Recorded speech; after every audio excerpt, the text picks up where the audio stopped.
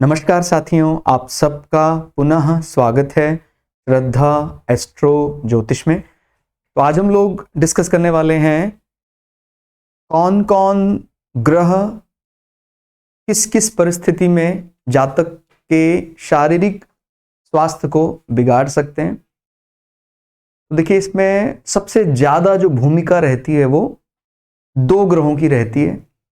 सबसे पहले जिस लग्न के लिए आप चार्ट देख रहे हैं उस लग्न का लग्नेश, ठीक हो गया।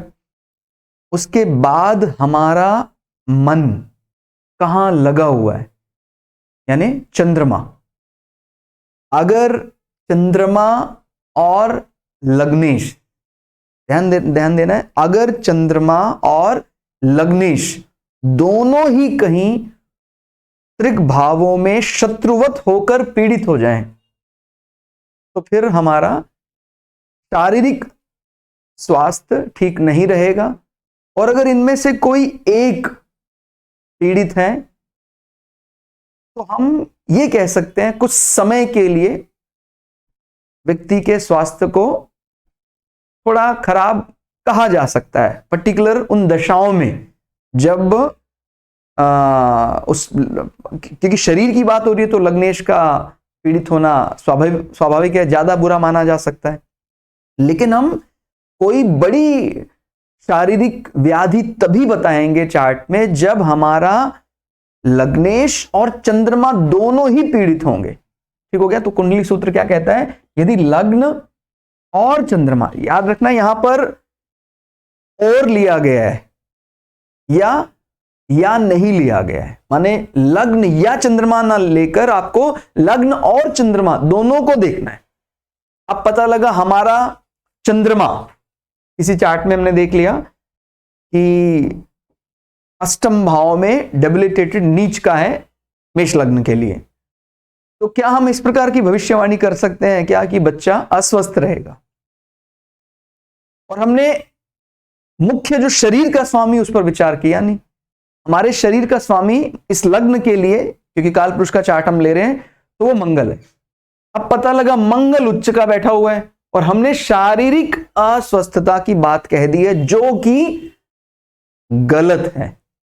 ध्यान रखना है, वैसे भी इस डेबिलिटेशन में अगर इस राशि स्वामी माने जो चंद्रमा का एक प्रकार से डिपॉजिटर है वो एक्सेल कर गया तो उसके नीचत्व को वैसे भी वो कमजोर कर देगा, केंद्र में आ गया है। और शरीर के लिए वैसे लग्नेश की भूमिका ज्यादा होती है। हम ये भविष्यवाणी करेंगे तब कि जो उसका प्रोफेशन है उसमें कहीं ना कहीं कोई इस प्रकार की high underground research, high level की, बहुत हाई लेवल की, जो सामान्य जन नहीं जानते, जो सामान्य जनों के लिए गुप्त है, क्योंकि ये गुप्त राशि मानी जाती है, वो करने वाले हैं। मन क्योंकि वही रहेगा। और मेडिकल पेशा लोगों के लिए वृश्चिक राशि सामान्यता अच्छी मानी जाती है, क्योंकि वो उन दृश्यों को ओवरकम करते हैं या उन पर विजय हासिल कर लेते हैं जो एक साधारण व्यक्ति के लिए सामान्य दृश्य नहीं है। माने एक सर्जन है, एक डॉक्टर है, वो अंगों को माने कहीं कटी फटी अवस्था में भी देख सकता है, वो उसको ओवरकम कर लिया, उसने उस भय को जीत लिया है। लेकिन एक सामान्य व्यक्ति के लिए ये भयावह या उसको पीड़ा देने वाला दृश्य हो सकता है। तो इसीलिए मेडिकल फील्ड में नीच के चंद्रमा का या इन भावों से संबंध बनता है, रोग भाव से या बड़ी व्याधि या कष्ट भाव से, तो उसको बुरा नहीं माना जाता है, ठीक हो गया। तो इसको हम, ये हमारी भविष्यवाणी गलत साबित हो सकती है अगर हम उस चंद्रमा को उसके शरीर से ज्यादा जोड़ रहे हैं। तो इसलिए हमें विचार करना है, कभी भी किसी के हेल्थ पर अगर हमें बात करनी है तो पहले शरीर का स्वामी हमने देखा। हाँ, कोई अवसाद या कोई जिसको क्या बोलते हैं मानसिक उपद्रव, क्या आप उसको इमोशनल डिस्टरबेंस बहुत ज्यादा रहता है, तो फिर चंद्रमा कहीं डिप्रेस है, कहीं चंद्रमा कमजोर हो सकता है। लेकिन शारीरिक व्याधि के लिए लग्नेश का भी कमजोर होना जरूरी है। ठीक हो गया। और दो प्रकार के इमोशनल डिस्टर्बेंस हो सकते हैं, एक बहुत ज्यादा बहिर्मुखी होना, एक बहुत ज्यादा अंतर्मुखी। बहिर्मुखी यानी एक्सट्रोवर्ट, कि भाई बाहरी लोगों के साथ हम बहुत ज्यादा लग गए हैं, उसमें हम हमारे हालात जंग तक चले जाते हैं, हम अपने आप को, एक होता है एक्सप्रेस करना, एक होता है अपने आप को बहुत ही ज्यादा एक्सप्रेस करने के मूड में गलतियां कर देना, सामने वालों से संबंध बिगाड़ लेना। ठीक है, उस प्रकार का जो बहिर्मुखी संबंध है वो राहु का है। और अगर कोई इंट्रोवर्ट हो गया है, अंतर्मुखी हो गया है, अंदर अंदर ही विचार करने लग जाता है, तो फिर वो चंद्रमा कहीं पीड़ित हो जाता है केतु से। लेकिन ये सिर्फ एक इमोशन तक ही सीमित है। उसके लिए आप समझते हैं, ज्यादातर हमने जो मेडिकल में भी एस्ट्रोलॉजी में संबंध बनाया था विटामिन के साथ, तो विटामिन B1 उसके लिए बहुत बढ़िया माना जाता है। जब भी कभी हमारा इस प्रकार का इमोशनल डिस्टर्बेंस आता है, मानसिक उपद्रव जिसको कह सकते हैं, अचानक खुश हो गया, रोने लग गया, अचानक हंसने लग गया, तो ये वैसे भी ब्लड रिलेटेड चीजों के लिए बी कॉम्प्लेक्स या बी का इस्तेमाल किया जाता है, स्पेशली B1। तो वो हमें ध्यान रखना है। शरीर को तब इंक्लूड करना है, शरीर को तब ज्यादा इंक्लूड करना है जब लग्नेश कहीं इस प्रकार पीड़ित दिखाई देता है। और हमें बात ध्यान रखनी है, अगर लग्नेश नीच का है, इसका मतलब जीवन का कुछ हिस्सा, बच्चा शुरुआत में रहा बीमार रहा, काफी ज्यादा बीमार रहा, लेकिन वही अगर नीच का प्लैनेट नीच भंग करवा रहा है और वो दूसरे चार्ट के बल से बली है, माने जैसे नवमांश के चार्ट से वर्गोत्तम हो गया है वो, तो हम ये कह सकते हैं कि भाई आपके कुछ ऐसा जीवन भर ऐसा कोई व्याधि रोग नहीं चलने वाला है। ठीक हो गया। इसी लग्न के लिए अगर देख लेते हैं, मेष लग्न के लिए मान लीजिए मंगल चतुर्थ भाव में जो डेबिलिटेटेड माना जाता है यहां बैठा है, तो हम क्या भविष्यवाणी कर सकते हैं? क्योंकि लग्नेश आपका डेबिलिटेटेड है, नीच का है, सैड है, तो बच्चे को शुरुआती शारीरिक कष्ट तो झेलना पड़ेगा। अब फिर हमने और अतिरिक्त बल देखने का विचार बनाया, कहते जी अभी मन कहां है, इसका मन कहां रहता है, तो पाया हमने चंद्रमा कुटुंबिक राशि में बैठा है, कहता अरे वो बहुत बढ़िया है, कुटुंब का लेकिन पूरा सहयोग रहेगा। मन कहां लगा हुआ है? तिजोरी में लगा हुआ है, फाइनेंस। ठीक हो गया। MBA फाइनेंस वाली जो बुद्धि होती है वो बहुत बढ़िया इसने पाली है।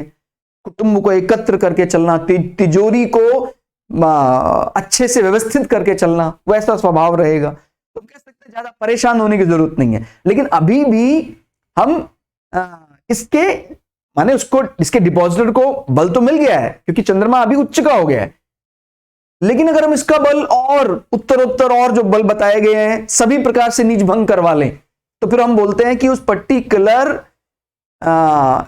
शुरुआती लगभग वही 10-11 वर्ष की आयु के बाद, और स्पेशली अगर उस समय कहीं इसका कोई विरोधी, मंगल का कोई विरोधी इसके साथ कहीं बैठा हो, इसको एस्पेक्ट कर रहा हो, उसका समय चलता है, तो उस बच्चे के लिए थोड़ा ज्यादा कष्ट होता है, क्योंकि लग्नेश कमजोर है और उन्हीं दिनों पर कहीं उसके लग्नेश के शत्रु ने उस पर वार कर दिया या उसकी महादशा अंतरदशा लग गई, तो उसको ज्यादा झेलना पड़ता है।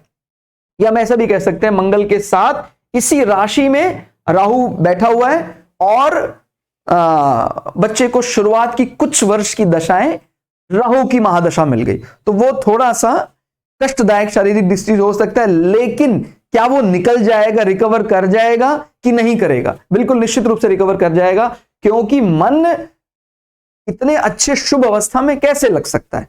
अगर बच्चा को इतना ही बीमार रहता है कि वो व्याधि जिंदगी भर चले, तो फिर मन कुटुंब भाव में इतना बढ़िया उच्च का कैसे आ गया? इसका मतलब राहु की पर्टिकुलर जो दशा है वो जैसे जाती है, हमारा मन फिर से प्रसन्न हो जाएगा। ठीक हो गया। तो अपने को ध्यान रखना है, चार्ट में बड़ा उलटफेर या बड़ी भविष्यवाणी तभी करना है जब अपने को सभी प्रकार से हमने टोल लिया उसको कि वो कमजोर है, हमारा चंद्रमा भी और हमारा मंगल भी। ठीक हो गया। बड़ा उलटफेर का मतलब है कि वो उसके जीवन पर कोई ऐसा संकट तो नहीं आ रहा है। और वैसे भी गुरुओं ने यही सिखाया है कि जब भी कभी आपको इतना बड़ा संकट देखते हैं तो उसको थोड़ा सा माइल्ड, हल्का करके ही उसको प्रसारित करना चाहिए, उसको सामने प्रस्तुत करना चाहिए। क्योंकि कोई बड़ा संकट भी, हम ये बात जानते हैं अच्छे से कि ग्रहों को ताकत देने वाले महादेव हैं, और अगर उनके दिमाग में भी, जिनको हम अष्टम चिरंजीवी मानते हैं, उनके दिमाग में भी विचार आ जाता है कि वे एस्ट्रोलॉजी कभी गलत तो कहती नहीं है, वास्तव में गलत नहीं कहती है वो, लेकिन उसके ऊपर एक दैवी विधान और भी लगता है कि अगर हम संसार के सारे नियमों को भुलाकर पूरी तरह ईश्वर का आवाहन करने लग जाएं, समर्पित कर दें अपने आप को, तो फिर ये सांसारिक नियम लागू नहीं होते हैं। फिर एस्ट्रोलॉजी के ऊपर चला जाता है व्यक्ति। यानी मार्कंडेय को अल्पायु कुंडली देखकर बताया गया, उसके बावजूद भी वो अल्पायु नहीं रहे, या कहें सदा के लिए जीवित हो गए, चिरंजीवी हो गए। तो अपने ये बात जरूर अपने ध्यान रखनी है, ये उन्हीं लोगों के लिए है जो समर्पण करने के लिए तैयार हो जाते हैं। अब किसी का कुछ ऐसा लगता है कि चंद्रमा रोग भाव में बैठा हुआ है, इसको रोग भाव भी कहते हैं, इसको ऋण भाव भी कहते हैं, एडवोकेट के लिए भी अच्छा माना जाता है ये, ठीक हो गया। तो इस प्रकार के अगर प्रोफेशन में जातक है तो फिर तो कोई दोष नहीं है, लेकिन अगर उसका चंद्रमा इस भाव में है और उसका ना तो मेडिकल से माने रोग, हेल्थ, और ना तो उसका डेबिट क्रेडिट, क्योंकि ऋण भाव माना जाता है, तो एक अकाउंट्स के लिए, चार्टर्ड अकाउंटेंट के लिए यहां चंद्रमा बैठना कोई बुरी बात नहीं है, क्योंकि वो कई बार किसी पर्टिकुलर कंपनी के लिए उनके ऋण को ही व्यवस्थित करने के लिए कार्य करता है, ठीक हो गया। और तीसरा, इसमें अगर कोई इस प्रकार कानूनी, क्योंकि इसको विनिंग का भाव भी माना जाता है, तो कोई ऐसा लीगल एडवाइजर है, उसके लिए भी ये बुरा नहीं माना जाता। अगर ये प्रोफेशन में नहीं आता है मान लीजिए, तो फिर हमें उसको ये बोलना चाहिए कि आपके लिए रेमेडी है ये कि आप पैरेलली इन तीन चीजों में से जहां भी अपने कामों को थोड़ा सा अलाइन कर सकते हैं, उसके साथ पैरेलली चला सकते हैं तो चलाएं।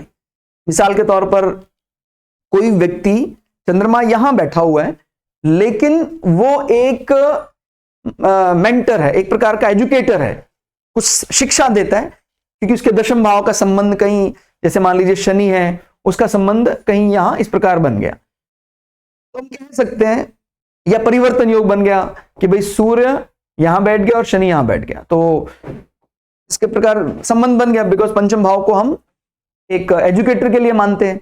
इस प्रकार का अगर परिवर्तन बन गया तो हम कह सकते हैं भाई आपने, ठीक है, वो जो कार्य करना है, लेकिन साथ साथ आप चंद्रमा के मिशन को भी पूरा करें। आप एक जैसे हीलर होता है, व्याधियों को काटने के लिए आप कोई ऐसा कार्य जरूर करें, आप समाज सेवा में लगे, क्योंकि सेवा भाव भी माना जाता है। तो हफ्ते में कोई एक दिन कोई इस प्रकार की सेवा, चाहे वो शारीरिक सेवा की जाए, किसी आश्रम में जाकर सेवा की जाए, किसी आश्रम में जाकर बिना किसी कोई मूल्य चुकाए उनको एजुकेशन दिया जाए, या कोई कोड़ियों के अस्पताल में शारीरिक सेवा की जाए, तो अगर मन वहां लग जाता है कहीं, या उनके जो बेसहारा है उनके कहीं बच्चों को आप एजुकेटर हैं तो पढ़ाया जाए, तो वो काफी हद तक ये छठे भाव का जो चंद्रमा की सिटिंग है, इनसे अच्छी रेमेडी नहीं हो सकती कि हमारा जो चंद्रमा जहां प्लेस है, संबंधित कार्य अगर रेमेडी में लाते हैं तो उसका बल अपने को तुरंत मिलता है, ठीक हो गया। और बड़ी बात तभी बोलनी है, इस प्रकार का भविष्यवाणी तभी निकालनी है जब चंद्रमा और लग्नेश दोनों ही चार्ट में अपने को बहुत कमजोर दिखाई देते हैं, तब हम कह सकते हैं लग्न चंद्रमा अशुभ ग्रह, ठीक हो गया, और या भाव से युक्त हो, ठीक हो गया।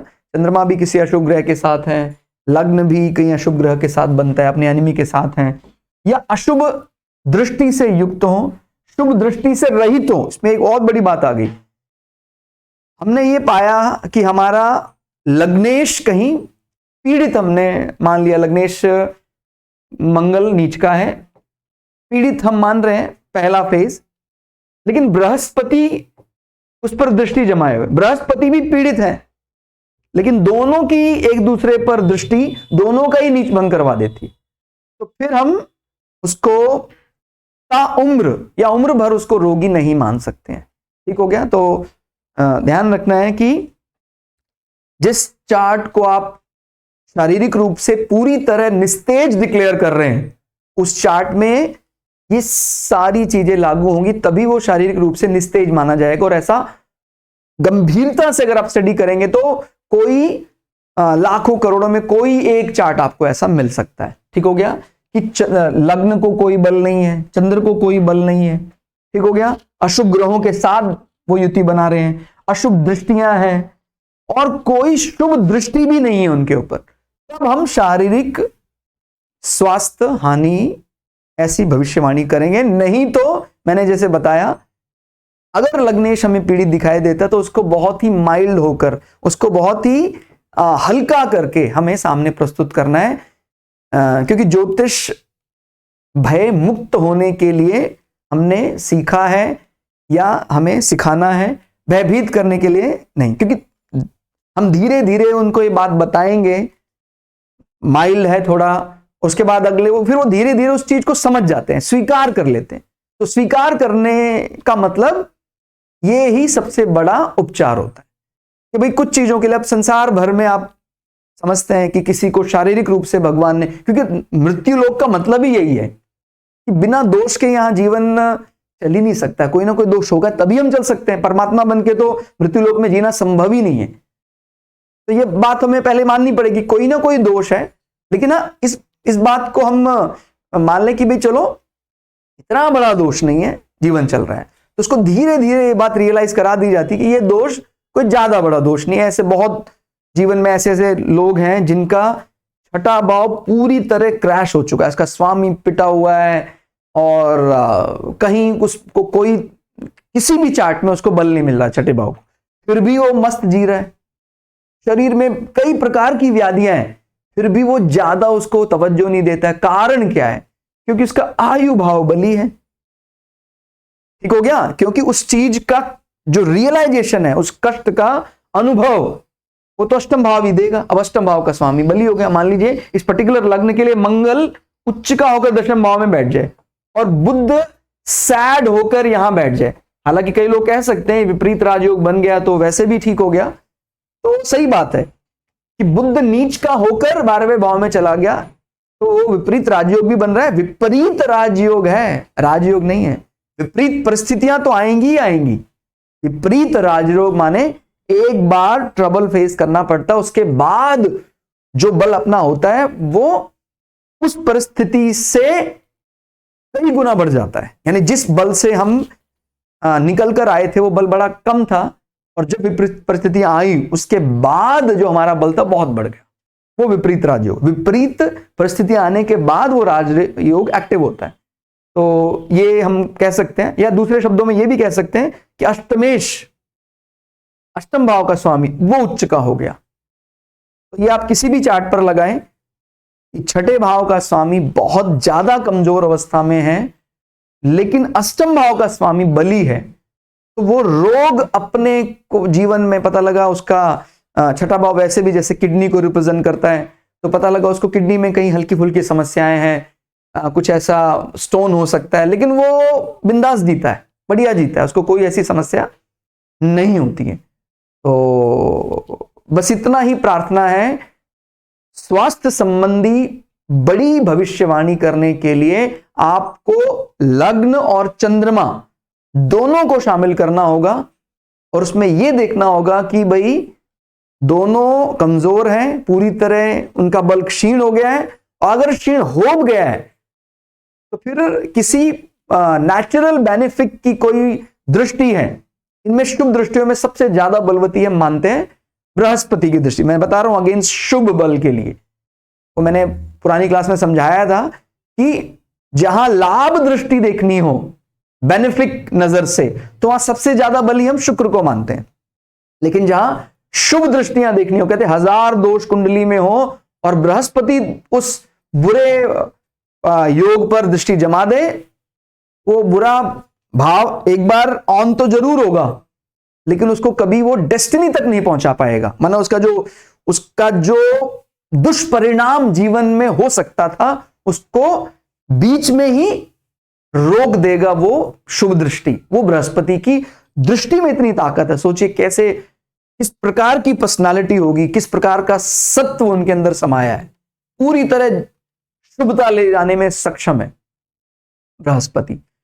बोलते हैं कि बृहस्पति मात्र केंद्र में भी हो, बोलते हैं लग्न में तो फिर कहना ही क्या, लग्नेश पूरी तरह पीड़ित हो तभी भी बच जाता है, क्योंकि हमारा लग्नेश, उसका जो हाउस है उसमें बृहस्पति स्वयं आ गए हैं अभी।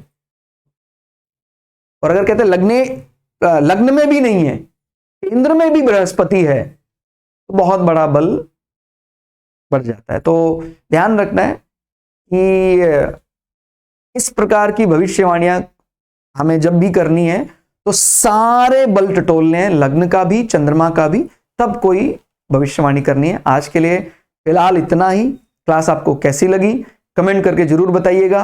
मिलते हैं अगली क्लास में, तब तक के लिए जय श्री भगु पराशरा, जय श्री शुक्राचार्य, नमस्कार।